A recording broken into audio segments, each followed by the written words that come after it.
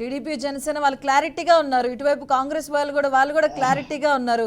మీ party నుంచి almost KVP లాంటి పెద్దలు ఇంటర్వ్యూలో కానీ వేదికలో కానీ చెప్తున్నారు, ఒక 27 మంది వరకు కూడా మంత్రులు ఉన్నారు, ఎంపీ స్థాయిలో వాళ్ళు కూడా ఉన్నారు రావడానికి ఆ పార్టీ నుంచి. ఇదంతా మీకే మైనస్ అవదనుకుంటున్నారా? కాదు మేడం, 23 సీట్లు గతంలో పోయిన ఎలక్షన్ లో గెలిచినటువంటి తెలుగుదేశం పార్టీ, పట్టుమని ఒక ఎమ్మెల్యే సీటు గెలిచినటువంటి జనసేన పార్టీ, అసలు చట్టసభలో ఆంధ్ర రాష్ట్రంలో ప్రాతినిధ్యమే లేని కాంగ్రెస్ పార్టీ వాళ్ళే అంత ధీమాగా ఉంటే 150 స్థానాలు అఖండ విజయాన్ని సాధించినటువంటి వైఎస్ఆర్ కాంగ్రెస్ పార్టీ ఎంత ధీమా ఉండాలి మేడం? ఇప్పుడు అభివృద్ధి లేదు, ఆంధ్ర రాజధాని లేదు అని చెప్పేసి తెలుగుదేశం పార్టీ నాయకుడు మాట్లాడారు. ఈరోజు ఎక్కడ కూడా పథకాలు సక్రమంగా అందుతున్నటువంటి పరిస్థితి లేదు అనేసి అన్నారు. ఇంత తప్పుడు ప్రచారం. అంటే ఈరోజు రాజధాని వ్యవహారం ఎందుకు ఆగిందంటే, ఈ చంద్రబాబు నాయుడు అండుకో ముఠ వేల ఎకరాలని దోచుకోవడం వలన ఆగింది. ఇక్కడ కేవలం వాళ్ళ అనుచరులకు, అక్కడ ఉన్నటువంటి ఆ పార్టీ పెద్దలకు అక్కడ లబ్ధి జరుగుతుందనేసి అడ్డుపడ్డారు, కానీ ఎక్కడ కూడా ఇది ప్రజలకి వ్యతిరేకంగా జరగలేదు. వేల ఎకరాల అవినీతి భూకుంభకోణం చేసినటువంటి పార్టీ తెలుగుదేశం పార్టీ. మళ్ళీ వాళ్ళ అమరావతి రాజధాని పేరుతో ప్రజలను మభ్యపెడుతున్నారు. రెండోది, సంక్షేమం ఎక్కడ సక్రమంగా అందడం లేదండి. ఇంతకన్నా సక్రమం ఏం కావాలి మేడం? డైరెక్ట్ బెనిఫిట్ ట్రాన్స్ఫర్ ద్వారా ఎక్కడ కూడా మధ్యవర్తిత్వం, గతంలో తెలుగుదేశం పార్టీలో జన్మభూమి కమిటీలు లేకుండా direct benefit transfer to the beneficiary, ఎవరైతే లబ్ధిదారుడు ఉంటాడో అతని బ్యాంకు ఖాతాలోకి సంక్షేమాన్ని, దానికి సంబంధించినటువంటి నగదును అందిస్తుంటే సంక్షేమం సక్రమంగా అందడం లేదంటే ఇంతకన్నా సక్రమం ఏముంటుంది మేడం?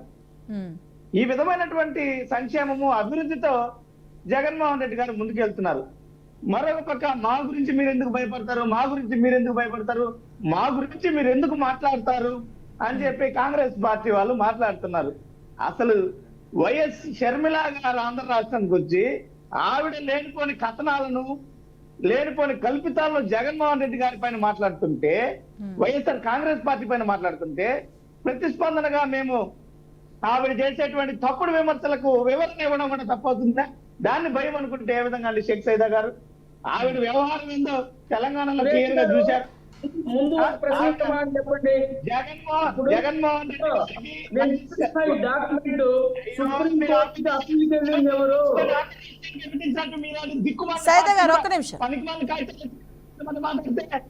ఆంధ్ర రాష్ట్రాన్ని నిలువున నిలువున పార్లమెంట్ తెలుగుల నుంచి విభజించారు. సిగ్గు మీరు సోదరా, మీరు సోదరుడు అవినీతి ఉంటున్నారండి. అవినీతి తెలుగుదేశం పార్టీ చేసిందా లేదంటే వైసీపీ పార్టీ నాయకులు చేశారండి? రాజధాని కట్టుకునేటువంటి స్థితిలో ఉన్నారు వీళ్ళు. మీరా మాట్లాడేది రాజధాని ముందు కట్టండి, రాజధాని కట్టకుండా మీరేమో అవినీతిని మా పార్టీ మీద విమర్శలు చేస్తున్నారు. వాలంటీర్ వ్యవస్థ గురించి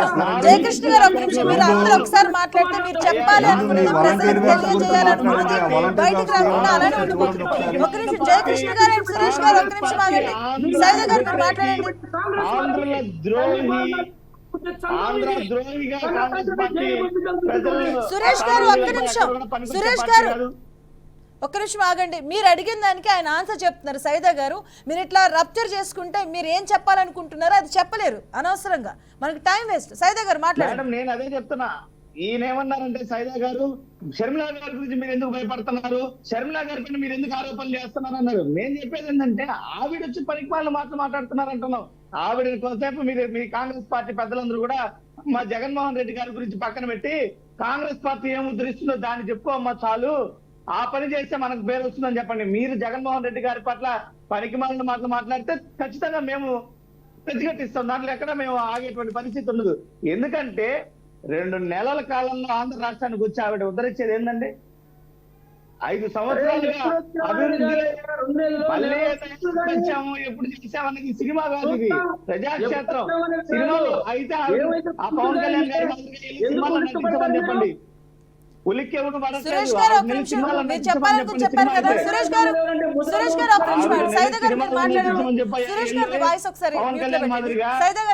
దిగిందా ఇంకోటి దిగిందా అనేదంటే, అరే మీరు ఎందుకయ్యా మీరు అంత భయపడతారు?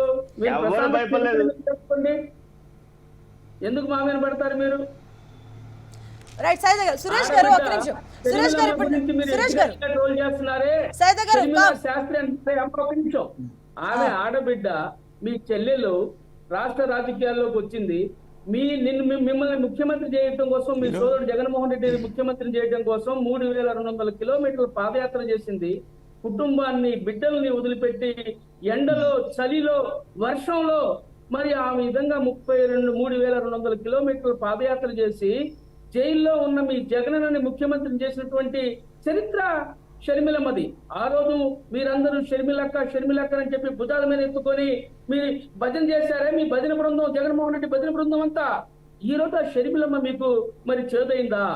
ఆమెని మీరు శత్రువుగా భావించామని విమర్శిస్తారా? మీకేమైనా నైతిక విలువలు ఉన్నాయని చెప్పి అడుగుతా ఉన్నా. దానికి సమాధానం చెప్పండి. ఎందుకు ఈ రోజు ఉలిక్కి పడతా ఉన్నారు? ఆడబిడ్డ వచ్చి రాష్ట్రంలో రాజకీయాలు చేయకూడదా? ఇది కరెక్టేనా? అంటే మీరు మాత్రం ఎక్కడైనా తిరగవచ్చు, ఏమైనా చేయొచ్చు. ఆయన మాత్రం వచ్చి ఈ కాంగ్రెస్ పార్టీకి వాళ్ళ తండ్రి ఆశయ సాధన కోసం రాజశేఖర రెడ్డి ఒక మాట చెప్పారు.